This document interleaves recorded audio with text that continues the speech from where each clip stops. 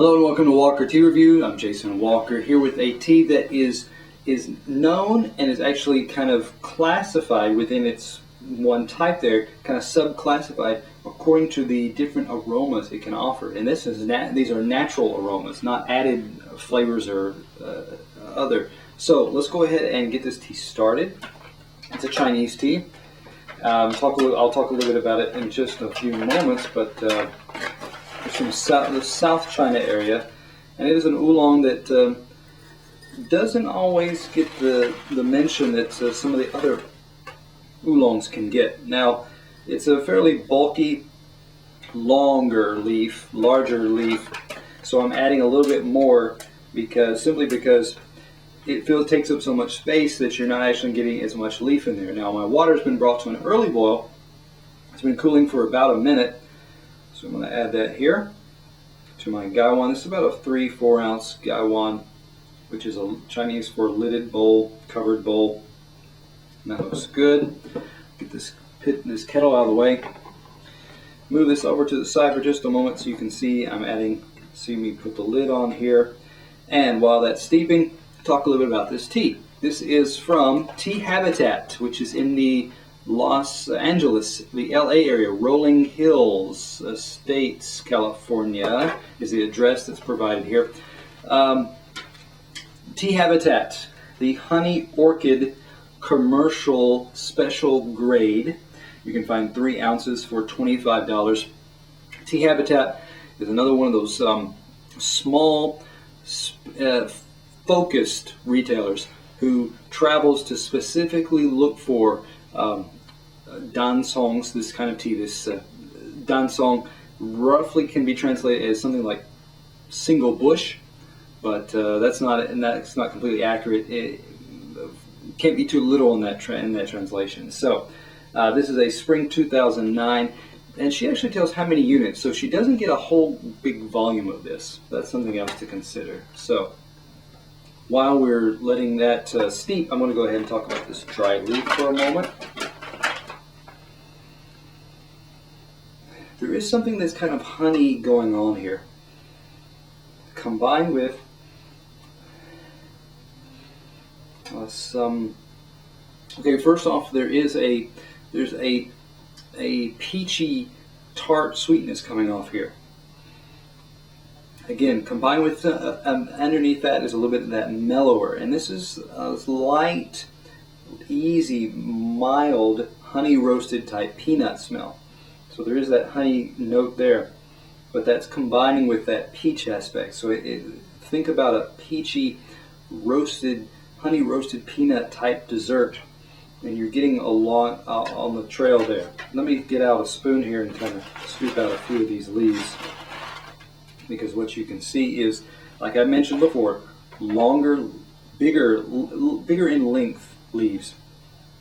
Wiry, twisted along the middle vein of the leaf. Seal brown, that bistre type of brownish gray type color. For the most part, tightly wrapped, needle-like, or very close to needle-like. Not necessarily that sharp, thin, narrow yet, because they are coming from a larger, more mature type of leaf there.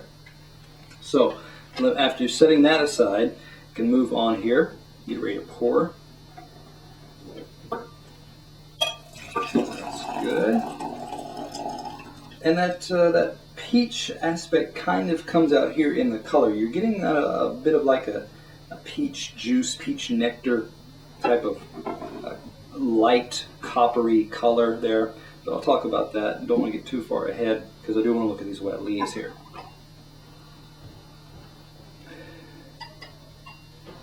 Again, this type of oolong is known for its more zesty, tangy aspects. Nice, a little bit of tartness really starting to come out here already in the smell.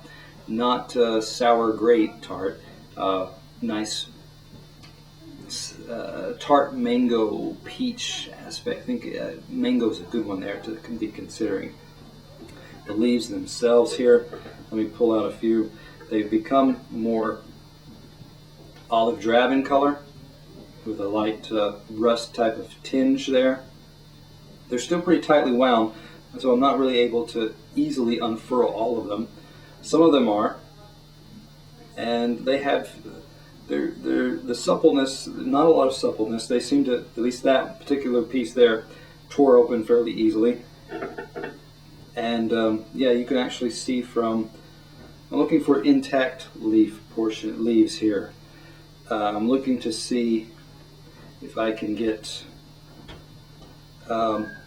it's not as narrow to the point where it looks like it was actually cut from the leaf, the branch itself, but you can get to the other end where you can actually see the point of the end of the leaf there.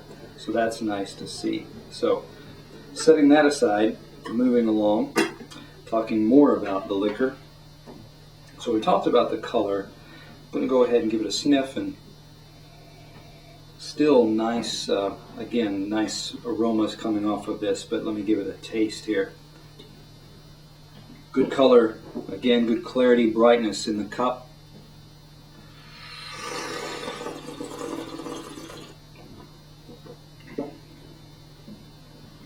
Good zestiness there, but not to the point that it's too brisk, too puckery. So it's fairly smooth. I could actually look for just a tinge more tangy kick there. Not as, okay, you might call it a astringent bite, but astringent has a drying effect throughout the mouth. This is more of a sour type element here that I'm really looking for. And again, not an off-putting, but just something that rounds out with the rest of the components here.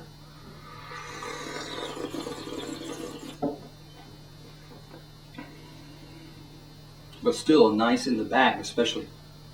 Good texture, got a nice smoothness there. It does feel like a thin honey type of syrup that's just kind of flowing over. Nice coating with that.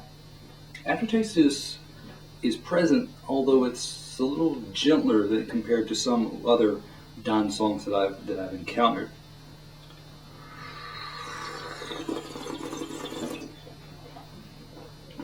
But still, overall, nice mango, peachy type, warm fruit, those type apricot type fruit elements here.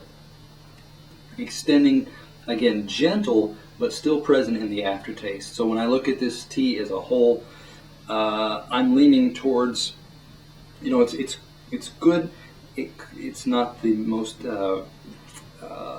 outstanding member of its class, but I'm going to give this tea a 90. A 90 is a good place. It's got some potential. You could probably tease a little bit more out of it yourself.